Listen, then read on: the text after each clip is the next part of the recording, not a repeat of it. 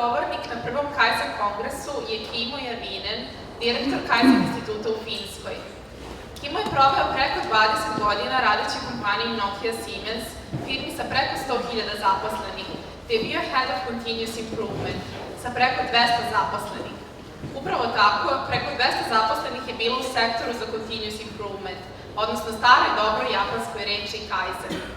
Od 2013. godine Kimmo je direktor KAIZEN instituta u Finskoj. S obzirom na to da je posljedbina Deda Mraza upravo Laponija, odnosno Finska, Kimmo je bio i konsultant za Deda Mraza i novogodišnje poklone. Njegov cilj je bio kako da klinci celog sveta dobiju poklone on time in full, sa niskim troškovima isporuke i to sve bez zalika. Dakle, od Japana, preko Finske, pa sve do Srbije. Molim vas da pozdravite velikim srpskim aplauzom našeg dragog gosta, Kimmo Jarvinen, direktor KAIZEN instituta u Finskoj.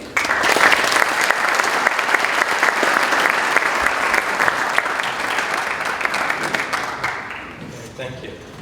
Good morning.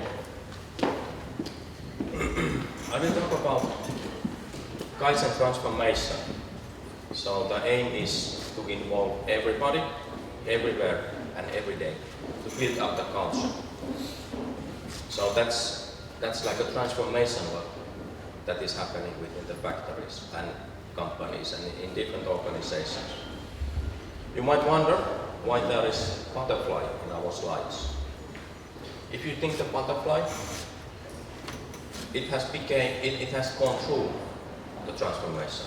I don't know the English word, but this small ball that transforms itself to beautiful butterfly. That's the example of transformation. And that is something what happens in quite many companies and organizations. So to change for better.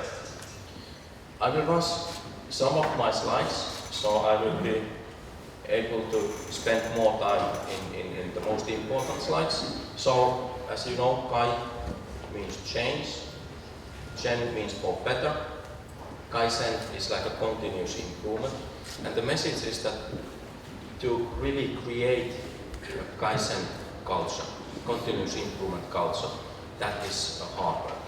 That needs a lot of practice. It is not a project that happens overnight. It is very, it's like a way of living. It is the culture. The goal is to become lean. So you know that we have a process starting from somewhere, ending to somewhere.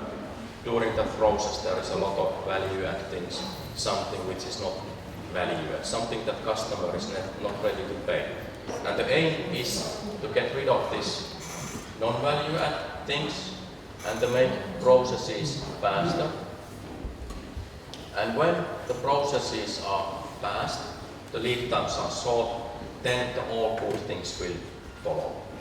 When the process is fast, lead time is short, the productivity will go up, inventory will go down, there will be more flexibility, customers will be more happy, processes will be more simple, and that will increase also the quality. So, and consequence of that will be cost efficiency. So the goal is to be lean.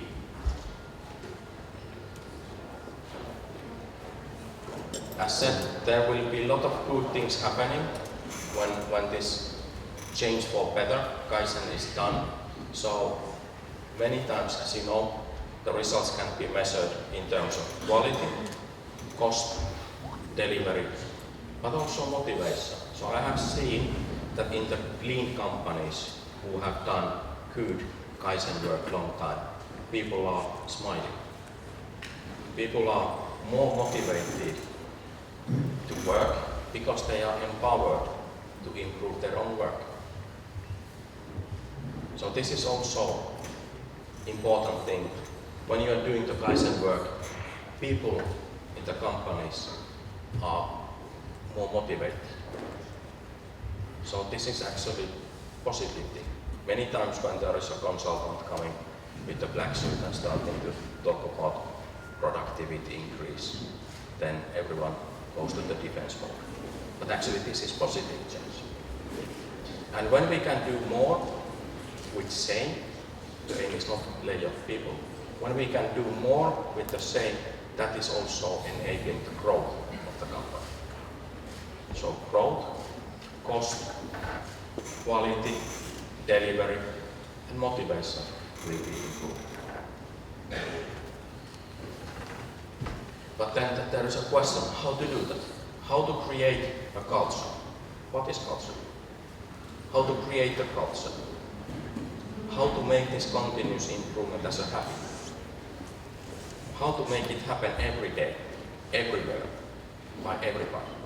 That's the difficult question. Everyone is willing to do that, but there are not so many companies who are really capable to do that.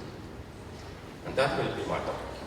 I will explain you Kaizen business system, and part of this Kaizen business system there is an element called Kaizen change model.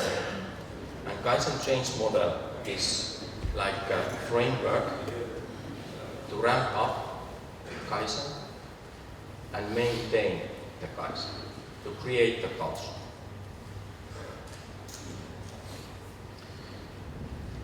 Companies who are deploying this kind of framework, this kind of business excellence system, it is long-term thing. It is not happening overnight. It is not like a project. It is something that company and people are living. And it is very much people-based. If you want to make the cultural change, it starts from the people, throughout the whole organization. It is top-down and it is bottom-up. But if the companies are able to do that, they are creating a sustainable competitive advantage for themselves. And this is something which we can see from the companies who are really deploying Kaizen, who are really able to do the change. Those are. There are some examples who have been able to do it. And companies are normally creating their own change model. So they have their own model. There are post-production system. There is a Nokia improvement system. There are a lot of different kind of approaches and ways to do the change. And that's good thing, because there is no copy-paste solution. There are different cultures within the companies. There are different cultures around the globe.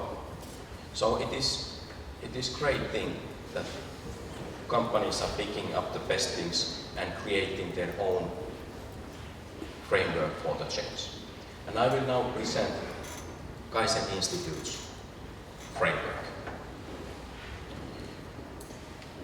Many times our customers, they took the framework and do the copy-paste, but they changed the flavor. They put their own parts there. And many times when I go to new customer, I will start with some kind of assessment. I try to observe what is in place, where are the holes, what would be the next steps. And those things will be then tailored in the existing framework.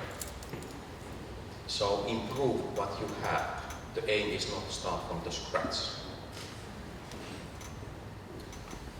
In this model,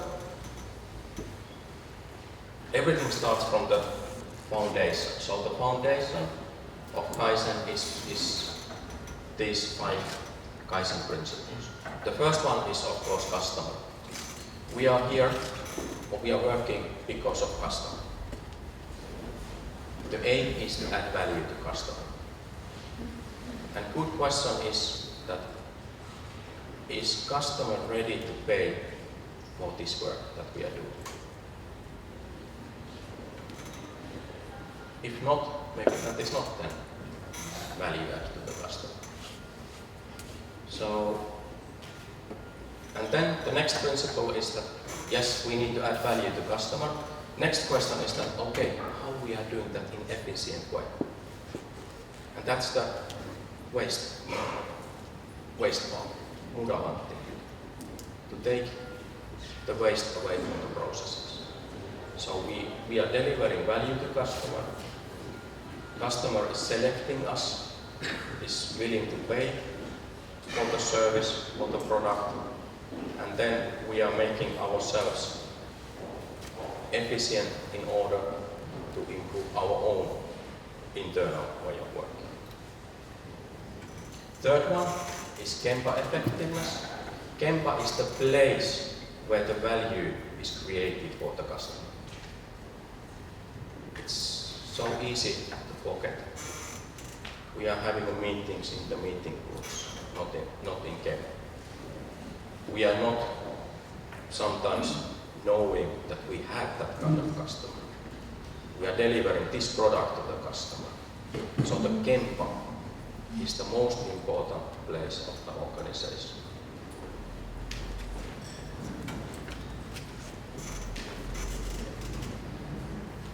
That's the place where the value is created for the customer. And then fourth principle is involving people for the change. As said, people are motivated to change for better, but we need to allow people to join for the improvement work. I have seen great examples. For example, Nokia, where I worked before this change. People are very empowered. They are very passionate to improve their own work, and they are allowed to improve. And that has been a big factor for this cultural change. Fifth principle is the visual management. So we are creating the standards to make the work as efficient as possible. We need to check that we are working according to standards. We need to make this check as easy as possible, easy to see. Therefore, this visual management is important. If we don't have standard, we cannot improve. Because then the chaos is the normal mode. When we start to put the standards in place, deviation from the standard is the opportunity to improve. If the deviation from the standard is easy to observe, we can react quickly. Therefore, visual management is the fifth principle. So everything starts from these 5 principles. And there are lots of lean tools behind of this, but those tools are not the key. These principles and this the model that I will explain in a second. There are a lot of good companies who have worked a long time with lean. But sometimes they are feeling that they are not gaining results. They are very technically skilled. They have lots of different colors of belts. They have a lot of technically trained people. People are very good to do the value stream maps.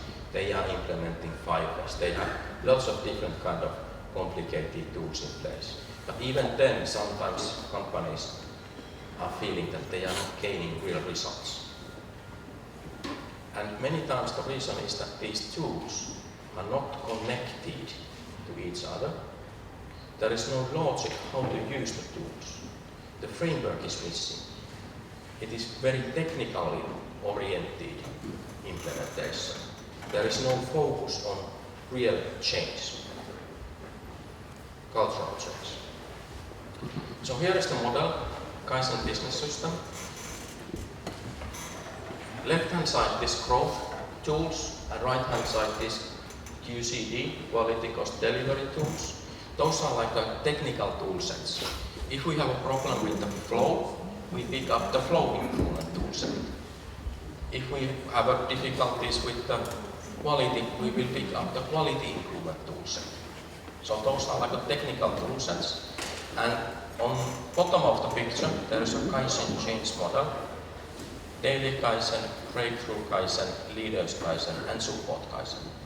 That's, in my opinion, that's the key for the real change.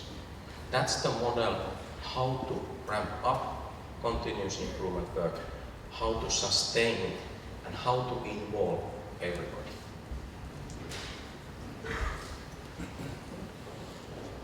Here are details of that model. So there are elements called daily Kaizen, breakthrough Kaizen, leaders Kaizen, and support Kaizen. I will start from the leaders Kaizen. The key factor for the successful change is leaders' commitment. So the leaders needs to be involved. And many times leaders are willing to involve, but they don't know really how, what this commitment for the Kaizen, for the continuous improvement means. In this leaders Kaizen box, there are helping guidance for the leaders. What is their role for Kaizen work? How to do and how to support Kaizen change in the organization. What are the leaders' behaviors? What are the things that the leaders should do for the change? One important part there is the strategy, creating a strategy, cascading the strategy down throughout the whole organization, visual control, mission control for the strategy execution, and so on. Strategy is many times executed by projects. And that's the breakthrough Kaizen. Breakthrough Kaizen is giving a way, what is the efficient way to improve the processes. What is the way to execute in practical manner the strategy. When projects are completed, it's time to move results of the project to daily level for the use. I know lots of companies who are experts to do the projects, but there is no real change happening in Kempa, where the value is created for the customer. Then the question is that, did we really need this project or not? So the handover from the breakthrough Kaizen happens to daily Kaizen if these daily Kaizen capabilities are available. And this daily Kaizen is something which is like a bottom-up. It creates the capabilities at Kempa level. What are the things to do in Kempa?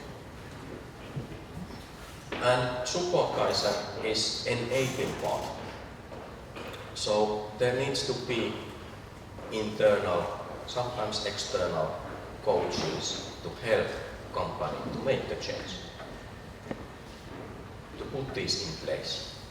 So that's the Kaizen change model, the framework. Here are details of the framework.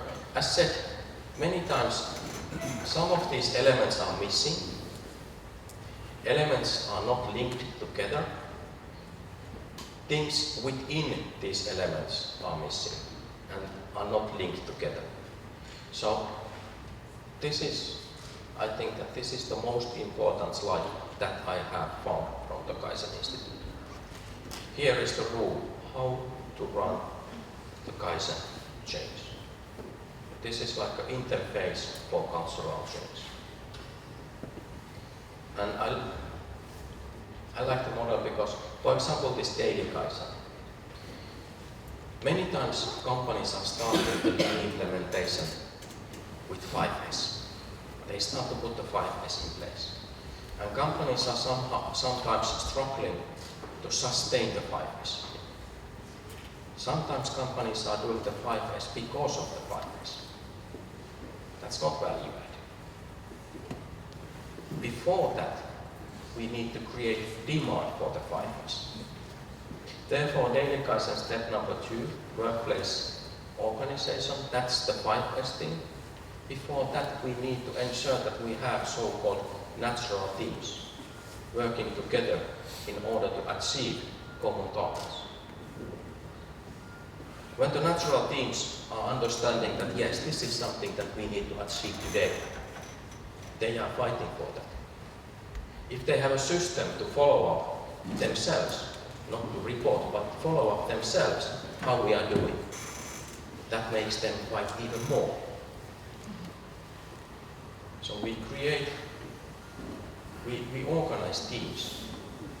We ensure that the teams are knowing their targets, they are fighting for that.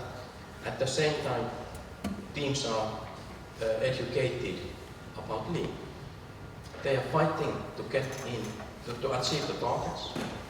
And they are understanding Lean, the waste, the things which are disturbing them to achieve the targets. That is triggering naturally the waste factor. Of course, they start to make their work efficient.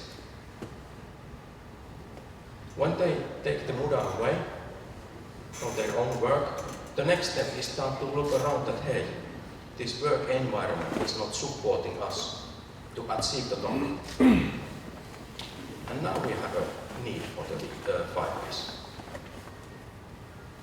So this model, step number 1 is creating a need for the step number 2. Step number 2 is creating a need for the step number 3. And that is driving the cultural change, naturally. There are lots of details within this. There are tons of slides behind of this, but everything fits in one slide. So there is a model for the change. There is the model to create continuous improvement culture. That is the way to build up this operational system, this competitive advantage. Another view, the system, so the leaders Kaizen is starting from top. It's like a top-down. Create a strategy, cascading the strategic objectives down. There are tools for that. There is an X matrix. It's like a housing country type of planning. Then there is a breakthrough Kaizen to run those projects, map the value streams, design better value streams, implement the change in order to improve the processes. Do the Kaizen events for those quick changes, and then hand over the results to daily use. And that's daily Kaizen. And the improvements in daily Kaizen is also happening daily basis by those teams who are working at Kempa level. That's bottom up. So these elements are linked together. And there are clear roles for different teams. There is a role for the leadership teams. There is a role for project teams. There is a role for the Kempa teams, those natural teams. And there is also a role for the supportive teams, those internal or external coaches who are helping organizations to make this change.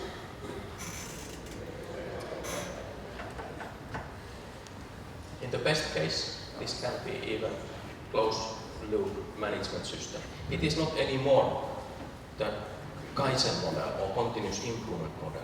It becomes operating system of the company, like post-production system.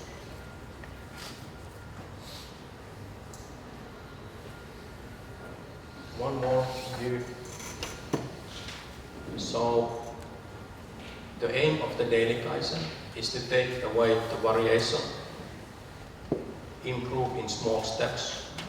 Breakthrough Kaizen is to make those stepwise improvements. Then there is a time again for daily Kaizen to remove the variation and so on. And the leaders Kaizen is giving the direction. This is the strategic objectives. This is the way where we are on the way. And the support Kaizen is to this enabling part. And behind of that there are lots of different kind of tools, but the tools are not the key. The framework and the people.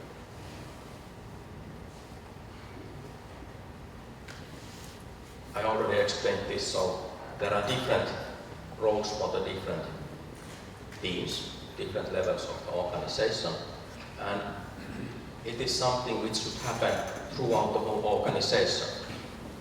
different units, they need to have their own framework, of course the same framework, this Kaizen change model everywhere, but also throughout the whole corporation. It goes to the team level as well, but this is the framework to cover the whole corporation. Normally it starts from the products, therefore all lean models are called production systems. But someday companies are noticing that yes, production lead time is 2 days, but the delivery lead time is 42 days. Should we make these 2 days even shorter? Maybe we need to focus on something else. But this model fits to everywhere. I will pick up one case study. This is the story of one factory turnaround. It was done in the Alstom. They have focused on the daily Kaizen implementation a long time, and they had a very difficult situation. They made losses. But happy thing was that they had a new customer waiting. So we had a breakthrough Kaizen there. We mapped the processes. We found out lot of improvement opportunities, and we implemented the change. And we saved the factory. They are profitable again. They have a good situation. The second case, I will show this very shortly, is from the public sector. 2 small cities in Finland, in the Lapland, and the problem was that tax incomes were not enough anymore to do everything what was needed. So they had a problem that they needed to do more with less, and that's lean. So we selected the pilots and we implemented the whole model that I just explained, and they transferred that for themselves. So they have now, it's in Finnish it's Lappiliina, in English it's something that leaner Lapland. And they have this model, these 4 elements. And they have this in place, and now they are sustainable. They can do the improvement work by themselves because they created this kind of logic for the improvement. Good results were done. My time is now over. I hope that this brought some food for thoughts. How to make the cultural change.